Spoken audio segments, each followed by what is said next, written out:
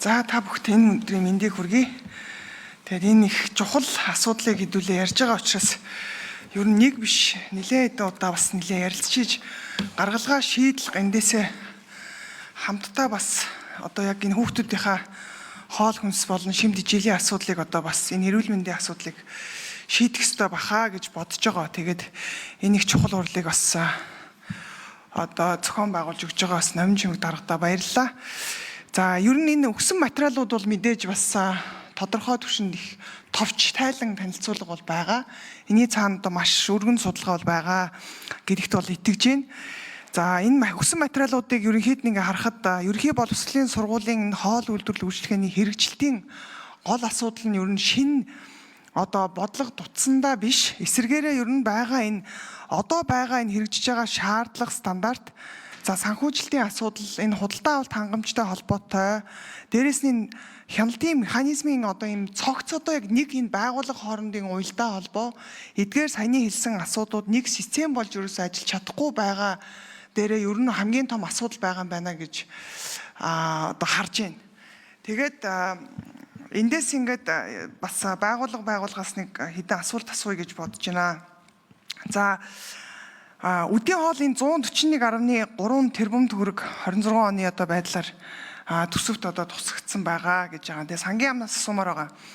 Энэ өөрөө зардал дээр хүний нөөцийн нөгөө доктортой зардал, шаардлагатай дид бүтц, тоног төхөөрөмж гэдэг юм уу, энэ тогооч, туслах одоо туслахын цалин, нийгмийн даатгал гэх мэтчлэн энэ зардлууд тусгагдсан төсөв үү гэдгийг нэгдүгээрт асуумаар байна. За тэгэхгүй бол хэдүүлээ зөвхөн хоолны зардлыг яриад энд нь бусад зардлууд ороогүй байх юм бол дахиад энэ төсвтөр ачаал бол орж ирэхээр харагдаж байна. Тэгээд ингээм дутуу юм шийдэл яваад байгаа юм биш үсттэй гэдэгтэр тодруулга амаар байна. За мөн 2018 оны энэ хамтарсан тушаалын энэ орон тооны жишг нормативд хоол зүйчийн оронтоо байхгүй гэд нийслэлийн энэ тайлан дээр тайлгнасан байгаа. Тэгэхээр энэ норматив шинжлэх ажлыг одоо бид нэр хийх ёстой баха.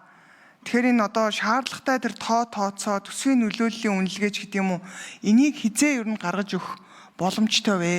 За мэргэжлийн одоо яг энэ хоол зүүн одоо энэ эрдэм шинжилгээ, энэ шинжлэх ухаан техникийн сургуулийн одоо энэ дэргэдэх хүрээлэнгийн гаргасан судалгаа тайлан дээр бол хоол зүүчгүйгээр ерөөсөө энэ бид нар энэ яригадаад байгаа гол одоо энэ хүүхдүүдийн шимт хижээл, ишлэг, нормативыг нэвтрүүлэх боломж байхгүй гэдгийг бол гаргаж ирсэн байдаг.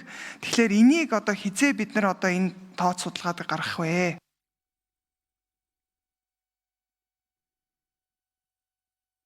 За эхний асуулт нь сангийн ам 4 номер. За сангийн анзаарлагын хэлтс Батэрдэн Мандахай гишүүний асуултанд хариулъя. Хүүхдийн хоолны тэр 141 тэрбум гэдэг бол зөвхөн түүхийн эдийн зардал байгаа. За үүнээс гадна тухайн хоол үйлдвэрлэлийг явуулахтай холбоотой тогооч, бэлтгэгч, угаагчийн цалин, за дээрэс нь сургуулийн гал тогооны ашиглалтын зардал, гэх мэт зардлууд бол энэ боловсролын хувьсах зардал болон бусад энэ орон нутгаас боловсролын байгууллагын тогтмол зардлыг төлж байгаа энэ зардлуудаар дамжаад бол энэ тусдаа санхүүжүүлээд явж байгаа. Яг энэ эдгээр энэ бусад орцуудыг нийлүүлсэн дүнгээр бол энэ хоолны зардал маань яг 2500 биш, арай өндөр дүн гард юм яг тоотоод үзэх юм бол нэг 5500 орчим ийм төгрөг. За тэгээд тогооч, бэлтгэгч, угаагч энэ бусад энэ үйлчлэгээнд ажиллаж байгаа хүмүүс маань өөрөө яг төрийн албаагчийн статустай, за цалингаа аван дээрээс нь төрөөс энэ эдийн засаг нийгмийн баталгааг энэ бүгдийг хангаж байгаа 36 сарын тэтгэмж гэх мэт энэ тэтгэмжүүдийг энэ төр аваад бас ажиллаад явж байгаа гэсэн мэдээлэл өгөх баярлалаа. Хоол зүйчдэр нийслэлээс 2 номер хоол зүйчтэй холбоотой асуудал. За энэ дэр нэг 2 асуудал байгаамаа. За хоол зүйчийн асуудал гэж байгаа. Дээрээс нь мужааны асуудал гэж байгаа. Тэгэд манайх чинь мужаан гэдэг хүнээ бас байхгүй, орон тоог нь байхгүй халаа явуулцсан. Одоо бүх сургуулиудын сандал ширээг бол нөгөө эцэг их багш нар нь засч янзалдаг болсон. За одоо ингээм сургуулиуд нь мужаангүү, за одоо хоолц зүүчхүү гэх ерөөхдөө ийм нөхцөл рүү бол шилжээд орж иж байгаа. Одоо ямар арга руу орж ирэх юм бол дунд нь өндөр цалинтай хоол зүүчийг тавиад одоо тухайн хороонд нь үйл ажиллагаа явуулж байгаа 5 6 сургуульд нь ч юм 2 3 сургууль дунд нь л тавих ийм л арга руу орж байгаа. Тэгэхээр нөгөө дахиад нөгөө цалингийн систем рүүгээ ороод сургууль болонгоос нь нэг хүнийг салинжуулж иж болохгүй болчихно. Тэгэхээр тэр хүний ямар төрийн алба гэх үү, гэрэт гэх үү гэдээ яг энэ цалингийн асуудал дээр очил дахин унтчих. Яг нөгөө тоогоочтойгоо адилхан энэ хоол зүүч ингээл орчиж байгаа. Хоол зүүч байхгүй бол нөгөө хоолны аюулгүй байдал, хоолны калори гэл бас байхгүй. Мантхай гишүүн тодруулъя. За санхүүжилт бол эцсийн одоо яг мэдээж хамтдаа шийдвэр гарах байх. Гэхдээ та хэд нийслэл одоо энэ норматива шинжлэх ажил руу орох шаардлагатай байхаа гэж бодож байна. Тэгээ шаардлагатай тэр тооцоо гаргаад ир гэхэд бэлэн бүх юмуд нь бэлтгэсэн, норматив нь шинжлэгдсэн, орон тооны асуудал яг нийт тэдэнд өрөөний одоо тийм зардал төсөв шаардлагатай байна гэдгийг бол одоо гаргаж ирэх зүйтэй авахаа нэгэнт бид нар одоо энэ асуудлыг хүндж ярьж байгаа учраас гэж бодож байна. За боловсролын яамнаас энэ эрүүл мэндийн боловсролын салбараас эрүүл мэндийн яамны эрсдлийн үнэлгээгээр их эрсдэлтэй гарсан сургуулиудын эрсийг энэ боловсролын ерөнхий газарт албан ёсоор шилжүүлсэн үү гэдгийг асуумаар байна. Яг л одоо энэ бид нар ингээд нөгөө нэг сургуулиудын бэлэн байдалд одоо энэ аудитын ийм шинжилгээ энэ багийн бүрэлдэхүүн одоо байгаа эсхийг бол бас мэдмээр байгаа байхгүй юу? Ийм хуваар байгаа юу? Сургуулиуд дээр хийх. Дээрээс нь багийн бүрэлдэхүүн байгаа юу? За мөн түрээсээр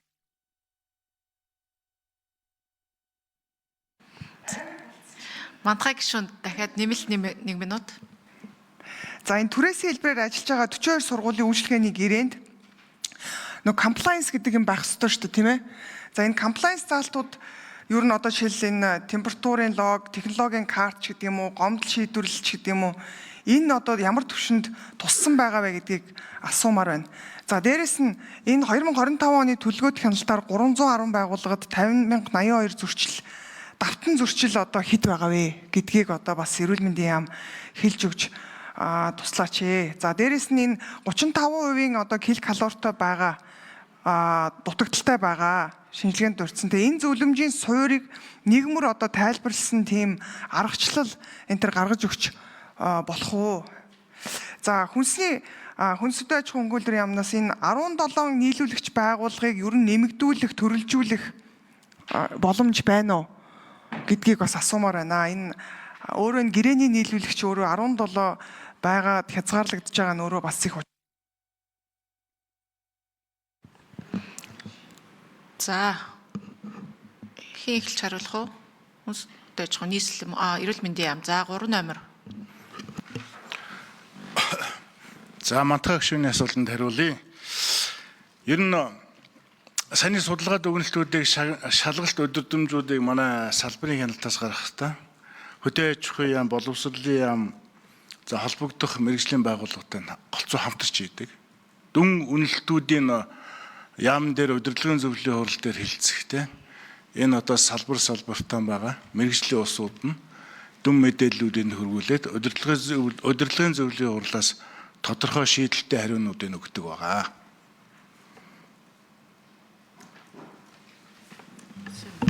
За нийслэлээс хариулах уу? Боловсролын газраа. Боловсролын яамнаас асуусан асуултанд хариулъя. Тэгээ хүнстэй аж ахуйн яам юм байна.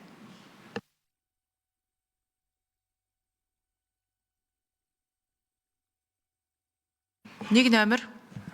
За сургуулийн хоол үйлдвэрлэлийн тухай хуулинд яг сургуулийн хоол үйлдвэрлэгэнд эрүүл мэндийн яам, хүнстэй аж ахуйн яам, боловсролын яам хамтарч хяналт үнэлгээ хийнэ гэсэн заалттай. Энэ үнэлгээ хийх журмыг бас баталсан байгаа. Тэгэхээр энэ журмынхаа хүрээнд хоёр яамтайгаа яг төлөвлөгөөт бус шалгалтаа нь уялдуулаад хамтраад хяналт шалгалтаа хийгээ явж байгаа. Энэ шалгалтын хувьд бол За түрүүн би таны ярьсан нөгөө хоол зүүчийн хувьд бас хоол зүүч дээр нэлээд асуудал гараад байна. Энэ хоол зүүч өөрөө 2001 оноос Монгол улсад бэлтгэгдсэн ерөнхий яг хүний нөөцийнхөө тоогоор дутуу байгаа. Манай хуулийн дээр болохоор сургууль болгонд хоол зүүч ажилланахаар өнөөдөр 700 гаруй хоол зүүчийн хэрэгцээ шаардлага байгаа. Гэсэн хэдиж одоо бол сургууль дээр 300 гаруй хоол зүүч ажиллагаа. Тэгэхээр уг суур нь өөрөө энэ хоол зүүчийн хүний нөөцийн дутагдал байгаад байгаа дээр бас сургууль дээр хангахдаггүй байгаад байгаа. Түүнээс биш норматив дээр шинжилж байгаа норматив дээр хоол зүүч ажиллана гэдээ орцсон явж байгаа, шинжилэгдсэн явж байгаа манай боловсролын яам дээр батлуулах гээд. Хүнс хөдөө аж ахуй яам хариулъя асуусан асуултанд. 5 номер. За мандах гишүүний асуултанд хариулъя. Ерөнхий гэрээгээр бүтээгдэхүүн нийлүүлэгч аж ахуйн нэгжүүдийн тоо бас нэмэгдэж байгаа. 23 онд 9 байсан, 24 онд 14, 2025 онд 17 гэдэг. Энэ ерөнхий гэрээгээр нийлүүлэх нь нээлттэй байгаад байгаа. Аж ахуйн нэгжүүд өөрсдийнхөө бүтээгдэхүүн чанар баталгаажуулалттай гэдээ нийлүүлэх гэрээгээ байгуул явах боломж нь нээлттэй. Энэ тоог нэмэгдүүлэх боломжтой.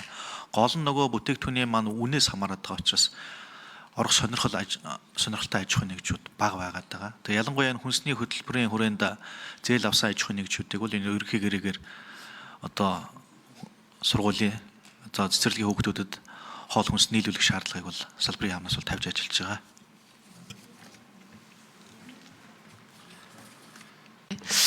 За би нэг юм тодруулах